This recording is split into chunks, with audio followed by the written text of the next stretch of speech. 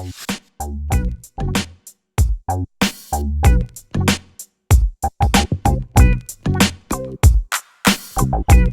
everyone. Welcome to HR Bites, a podcast and video series to bring you stories of HR professionals who bring a think globally and act locally digital HR agenda to their work. Everyday people who are driving digital transformations in their organizations, data driven and future fit digital HR leaders. This is your host, Jay Polaki, and my guest today is the awesome Jennifer Benton. Jen, you've been in HR for over 20 years and you lead the people function for a local Maryland technology services company.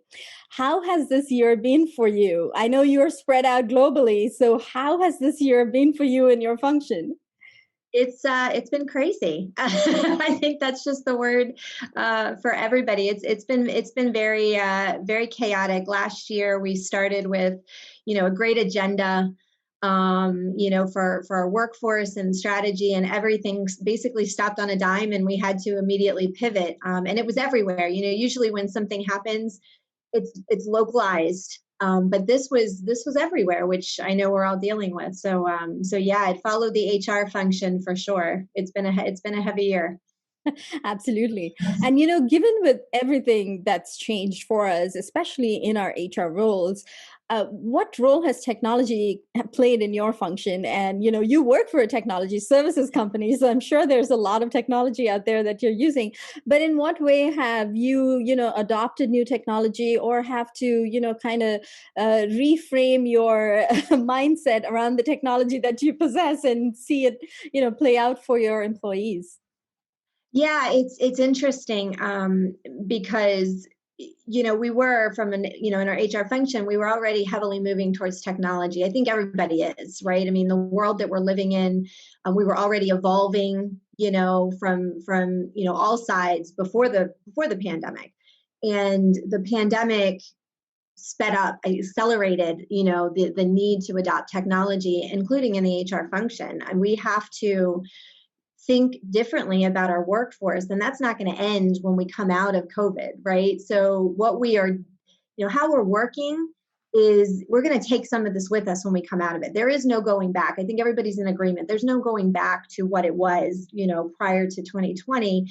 And so the workforce and how people work, how they behave, how they engage is going to look different. And I think there'll be some elements we recognize, and we're going to have to embrace it, and we're going to have to use technology to think differently, to be more efficient in how we approach our work, how we measure and tell the story around things like employee engagement, how we attract people. So there are so many elements that technology touches that have become more important to that workforce strategy. So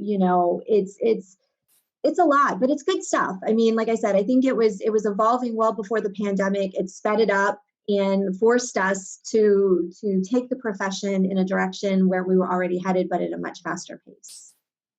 Absolutely. And technology before the pandemic had a lot of naysayers in our departments. People who really didn't want technology to be implemented. They didn't like the change. They thought their jobs were going to go away. How have you used your social capital? You're a great networker. You have teams spread out all over the globe. How have you used your organizational networks to bring that innovation to your HR function and to scale it up as well? Yeah, I mean, the most important thing is has been just to expand those connections and expand the network. I say often that you can't be a great consultant to your business, when you're in HR, unless you know what's going on and you know what's changing, and you know what the new trends are and the new findings are. There's very much a science, I think, to HR, just like many other things. And by expanding and doing a lot of reading and talking to other people, I've been able to understand, the challenges that other organizations are seeing, what other people are encountering, and then bringing that back and say, okay, what can we use in our own strategy and our own approach to our workforce? And it's not the same, from a global perspective, nothing looks exactly the same, but foundationally, we can find pockets where we can say, hey, from a technology perspective, this will be great. And what we may have to change it a little to fit the mold of what we see in other pockets of the organization and other, other areas of the globe. But it works, and it brings us together. So really the expansion of those connections and just talking to people and asking questions and being open to saying, I don't know, because there's a lot of things that I don't know and we don't know, right? So like we just experienced on our Zoom call today. Yes, we did. Technology is great until it doesn't work. But then we can make it work, and it's the human behind the technology always that makes the technology work, right? It's That's not right. the technology. The technology can't work by itself unless, I don't know, AI takes over, like in the Terminator movie, which I don't think is going to happen. Yeah, that's exactly it. That's exactly it. And it's so important, that human element, like you said, because it's not just about making the technology work in the sense of getting the camera to turn on, like I was dealing with, but it's about understanding what the technology brings you, the story it can help you tell, the data it can provide, and that there's more behind the numbers, the trending the technology can do. And that requires the people element too, because the technology can give us the information, but it's relying upon the people to help tell that story. Absolutely. So, what advice do you have for our HR colleagues who are trying to adopt new technology or learn new technology, in their function? There's so much about data analytics, people analytics out there, and there's so many new platforms that we are looking at. What's one piece of advice you have for our HR colleagues who want to adopt new technology? Yeah, I think the one piece of advice that I would give would be to just get comfortable with not always knowing the answer. I think that's easier said than done. I think our human nature, we want to know the answer, but when it comes to technology, it comes to technology adoption, there are a lot of moving parts, and there are a lot of people that need to help make it work and build it and make it fit. So just get comfortable with not knowing all of the answers, and using the people around you and the connections that you have. Using the people around you, that's key. Yes, exactly. And we are working from home, you are working from home, I am working from home. I just spoke to someone in the healthcare field who has to go into the office. So there's this hybrid kind of work environment that is coming into play, right?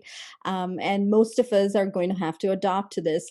What advice do you have for our HR colleagues to prepare for this increase in hybrid work, increase in remote work in the future?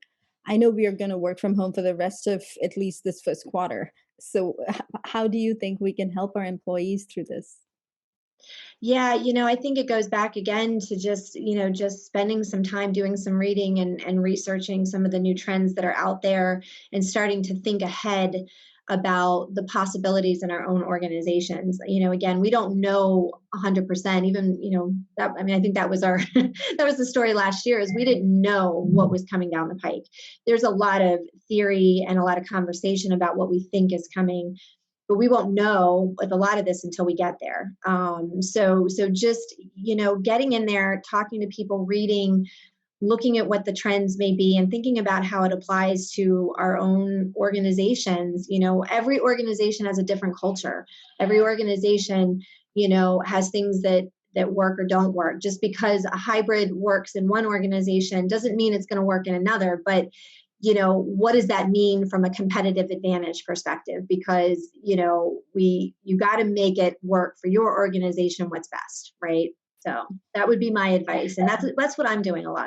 I like that approach because, a lot of times, I remember at the beginning of the pandemic, we had these pandemic experts all over LinkedIn and all these social platforms. And I'm going, how are you an expert on this pandemic? Have you been through a pandemic? I mean, there's some not learning that you could have gotten from a situation which involved some kind of emergency action on your part, but we don't know anything about this pandemic. We don't know anything about this virus. The That's right. entire world is, is in turmoil. So when we admit that we don't know, and that we want to collaborate and learn. That connection and that learning from saying that out loud is so different from just saying, yeah, I know this and I can do this, right? It's That's right. absolutely essential right now that we recognize that.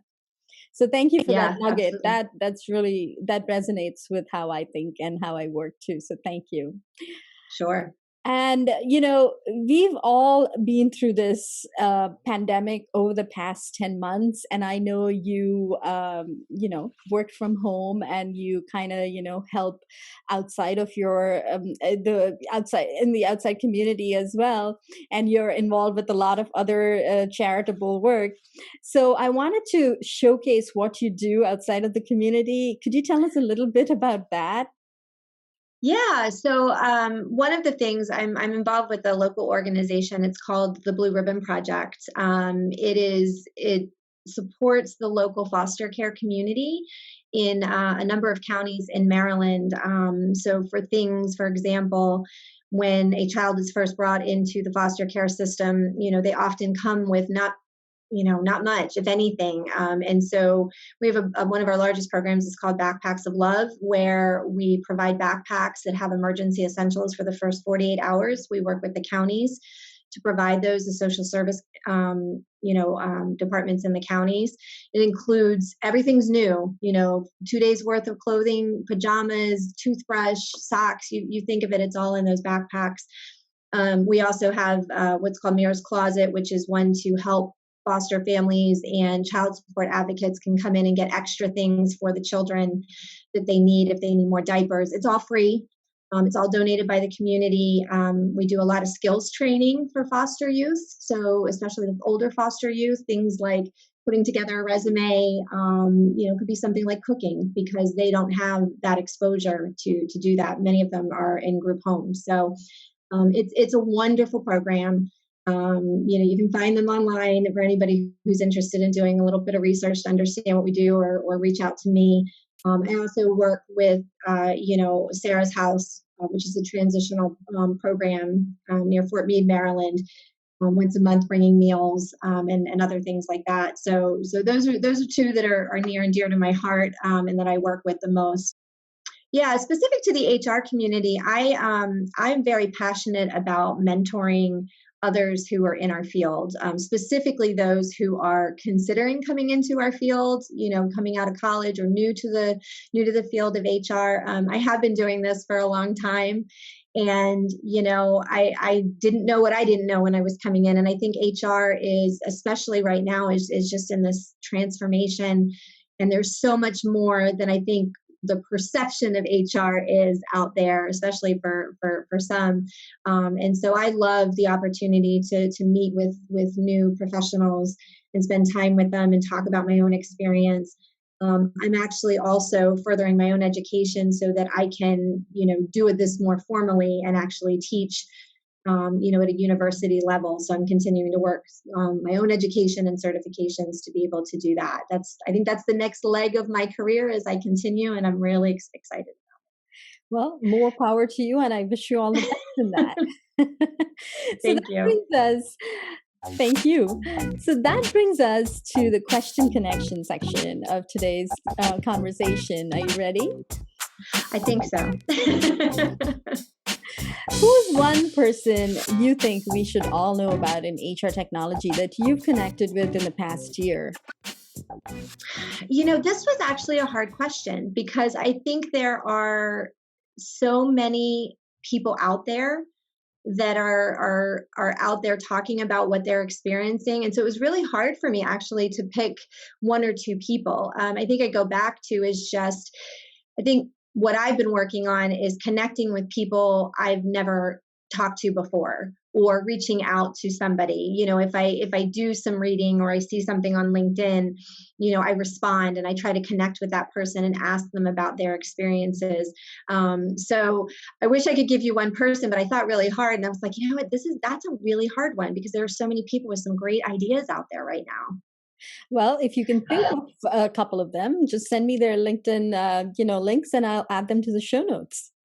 I will. Thank you. What's your favorite HR podcast?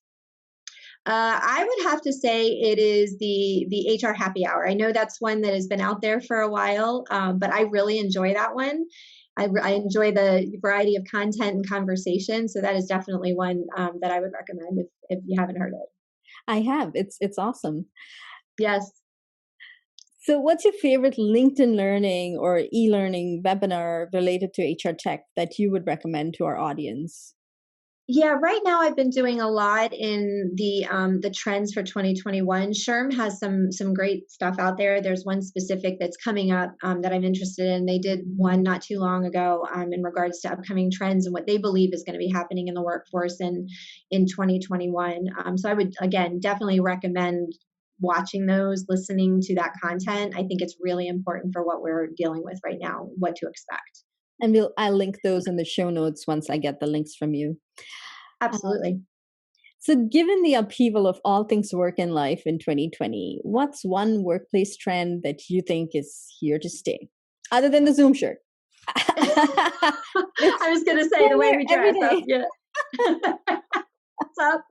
I think it's the hybrid, which you had mentioned earlier. I think the hybrid type workforce is going to be here to stay. I think if we had only been dealing with the work from home for maybe a couple weeks, last year, I think we would have moved back into the office the way we were. But by the time we come out of this, and I don't think there's a guarantee even for most of this year, based upon what I'm reading, we've been through this for more than a year, maybe 2 years. And so I think it's going to be hard. I know everybody wants to get back, and I do too, to see people.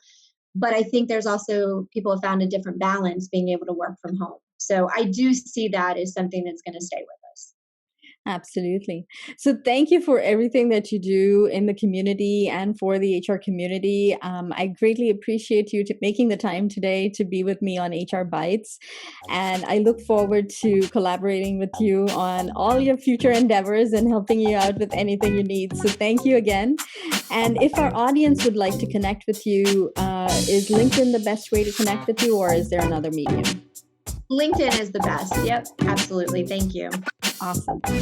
All right, everyone. Thank you so much for tuning in. And I look forward to bringing you more global stories, HR tech, of course. And I take care.